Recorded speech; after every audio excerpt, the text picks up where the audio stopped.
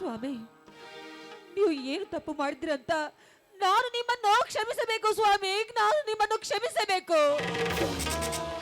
ನೋಡಿ, ಆ ಒಂದು ಮಾತಿಗೆ ಅದು ನನ್ನ ಕರ್ಮ ರೀ.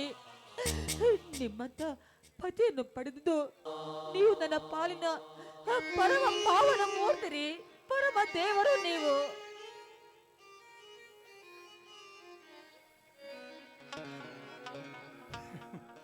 ಶಾಂತ, ಪತಿಯೇ ಪರದೈವ ಅಂತ ತಿಳಿದುಕೊಂಡು ಸುಮ್ಮನೆ ಯೌವನವನ್ನ ಹಾಳು ಮಾಡಿಕೊಳ್ಳಬೇಡ.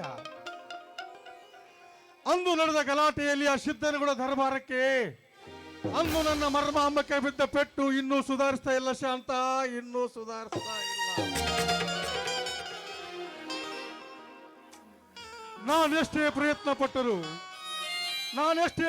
ಪಟ್ಟರು ಅದೆಷ್ಟೋ ಡಾಕ್ಟರ್ಗಳು ತೋರಿಸಿದ್ರು ಪೆಟ್ಟು ಸುಧಾರಿಸುವ ಲಕ್ಷಣವೇ ಕಾಣ್ತಾ ಇಲ್ಲ ಶಾಂತ, ಕಾಣ್ತಾ ಇಲ್ಲ. ನೋಡು ಶಾಂತ, ನನ್ನದೊಂದು ಮಾತನಿಸಿಕೊಡು.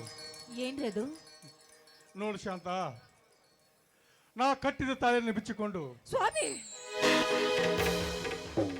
ನನ್ನಿಂದ ಅದಾವ ಸುಖ ಕಾಣದೆ ಸುಮ್ಮನೆ ನನ್ನ ಜೊತೆ ಕೊರಗಬೇಡ ಶಾಂತ, ಕೊರಗಬೇಡ.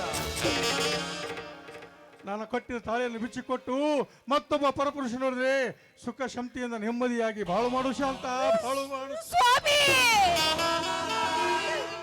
ಇದೊಂದು ಮಾತನ್ನು ಬಿಟ್ಟು ಬೇರೆ ಮಾತಾಡದೆ ಹೋದರೆ ನಿಮಗೆ ನನ್ನ ಮೇಲೆ ಆಣೆಯಾಗಿದೆ.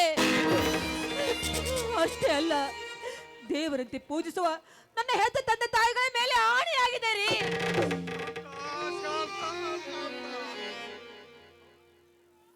ಹೌದು ರೀ, ಹೌದು. ಆ ದುಷ್ಟ ಸಿದ್ದೇಗೌಡರ ಅವರು ಮಾಡುವ ದುರಹಂಕಾರಕ್ಕೆ ನನ್ನ ತಂದೆ ತಾಯಿ ಮಾನಕ್ಕೆ ಹೆದರಿ ಸತ್ತು ಹೋದರು ರೀ, ಸತ್ತು ಹೋದರು.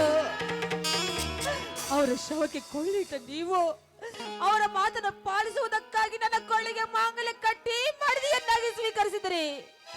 ಆದ್ರೆ ಇಂದು ನೀವು ಅವರ ಮಾತನ್ನು ಅಲ್ಲಗಳೆಯುವಿರ? ಶಾಂತ, ಅಳಬೇಡ ಶಾಂತ, ಅಳಬೇಡ. ಸ್ವಲ್ಪ ಸುಧಾರಿಸಿಕೊಳ್ಳು ಶಾಂತ.